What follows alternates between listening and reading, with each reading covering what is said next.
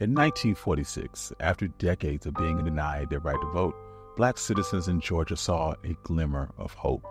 The Supreme Court had finally struck down white primaries, which were primary elections held in southern states in which only white voters were permitted to participate. But this victory was met with a violent backlash, a resurgence of white supremacist terror that would leave an indelible mark on the state. Leading the charge was Eugene Talmadge. During his 1946 gubernatorial campaign, Talmadge openly advocated for violence to suppress black voters. When asked how he intended to prevent black citizens from exercising their right to vote, his answer was a single word: pistols. This was more than a threat. It was a call to arms for his white supremacist followers, a promise that blood would be spilled to maintain the racial hierarchy. So in the aftermath of Talmadge's electoral victory, a wave of terror swept across Georgia. Signs bearing a chilling threat were posted at black churches. The first Negro who votes in Georgia will be a dead Negro. And this wasn't an empty threat, because in Taylor County, a black World War II veteran who had bravely served his country was murdered by white men for simply exercising his right to vote. Afterwards, a sign appeared stating that the first Negro to vote would never vote again.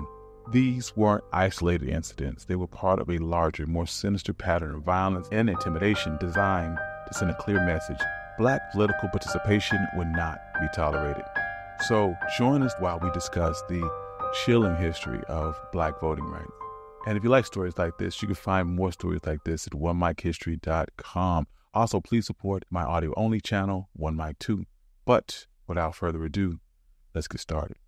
In the wake of the Civil War, the United States faced a monumental task of reconstructing its nation, fractured by years of conflict and the institution of slavery. The defeat of the Confederacy in 1865 liberated approximately 4 million enslaved black individuals, marking a pivotal moment in the nation's history. This newfound freedom was codified by the ratification of the 13th Amendment, which abolished slavery. But for black Americans, the true freedom was encompassed by more than just being liberated from bondage. It was securing the full spectrum of citizens' rights, particularly the right to vote. But after the assassination of Abraham Lincoln and under the presidency of Andrew Johnson, the initial efforts towards Reconstruction showed leniency towards the former Confederate states, granting them significant autonomy in rebuilding their local governments. Southern state legislatures enacted black codes, which infringed on the civil rights of newly freed African Americans. Systemic barriers such as literacy tests and poll tax were later implemented by Southern legislators, undermining Reconstruction and disenfranchising black voters, denying their suffrage and other basic rights. These restrictive laws sought to maintain elements of the antebellum order in the post-Civil War South. In response to this, black Americans organized political conventions and protested their treatment, advocating for equal rights and suffrage. Outrage over black codes fueled radical Republicans in Congress, leading to the passage of the Civil Rights Bill of 1866. This legislation aimed to define black Americans as citizens with basic rights. This era was marked with significant advancements, including the ratification of the 14th and 15th Amendment, granting citizenship and the right to vote for black males. During Reconstruction, the South experienced a interracial democracy for the first time. Black men participated in elections, holding various public offices. Over 1,500 African-American men served in positions ranging from local sheriffs to state legislatures and as United States Congress members. Despite these gains, with the withdrawal of federal troops from the South following the Compromise of 1877, it symbolized the end of Reconstruction. Free from federal oversight, white Southerners swiftly dismantled Reconstruction reforms, setting the stage for widespread disenfranchisement of black voters for years to come. This wasn't done overtly. It was through a series of insidious tactics such as poll taxes, property requirements, literacy tests, all cleverly designed to sidestep protections promised in the 15th Amendment. Adding to these legal barriers were grandfather clauses and white primary practices, sliding open voting booths for impoverished whites while slamming the door closed for black men. The results were devastating. In just Louisiana, as an example, there were 130,000 black voters registered to vote in 1896, and by 1904, there were only 1,300. The systemic exclusion was reinforced with violence and intimidation. Spearheaded by groups like the Ku Klux Klan, their campaign of terror effectively neutered the Black political engagement, reasserting white dominance not just in the South, but sending tremors of racial tension across the nation, even worrying African Americans in northern states.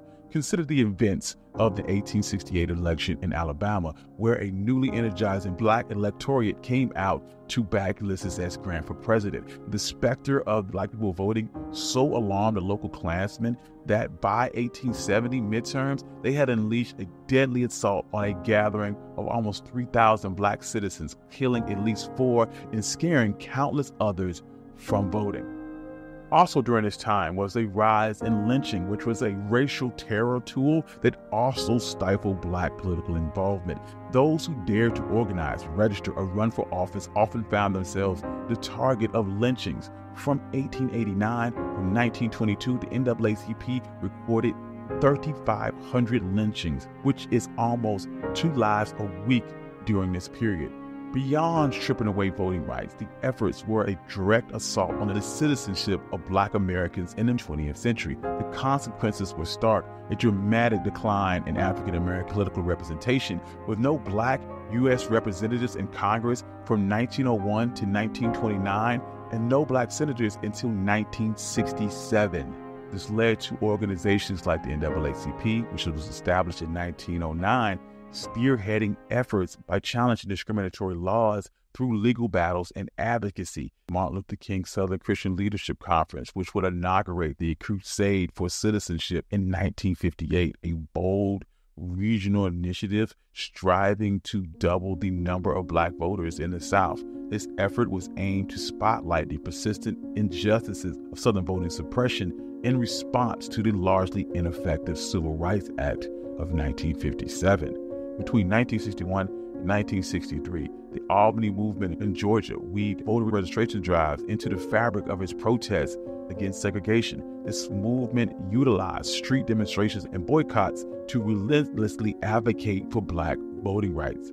The Student Nonviolent Coordinating Committee took the fight directly to the South, focusing intensely on voter registration in Mississippi, with the understanding being that voting rights were essential to dismantling Jim Crow. The SNCC would face severe violence and resistance from white supremacists. A poignant example of this is in 1963 shooting of SNCC members Bob Moses, Randolph T. Blackwell, and Jimmy Travis, with Travis being severely injured during registration efforts in Greenwood, Mississippi. In response to this violence, civil rights activists launched the 1964 Mississippi Freedom Summer Project, but it was marred by violence when activists James Chaney, Michael Schwerner, and Andrew Goodman were murdered and found in a ditch, underscoring the deadly seriousness of the struggle for Black voting rights.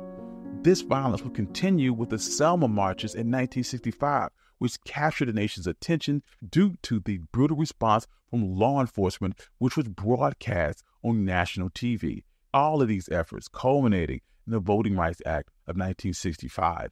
This landmark legislation eliminated barriers such as literacy tests and poll taxes and introducing federal oversight in areas notorious for voter suppression. These measures had increased voter registration from just 23% to over 63%. The aftermath of the Voting Rights Act was marked by significant milestones for Black political participation, evidenced by Black candidates winning mayoral election in major cities, the election of Douglas Wilder as the first Black governor in Virginia, the rise of the Black Power movement advocating for greater self-determination, and questioning the Democratic Party's long-standing Black political dominance, sparking a totally different era of activism and political engagement. Once again, despite these gains, measures to suppress Black votes have persisted, often taking subtler forms like felony disenfranchisement, the implementation of voter ID laws, which disproportionately affect Black and Latino communities.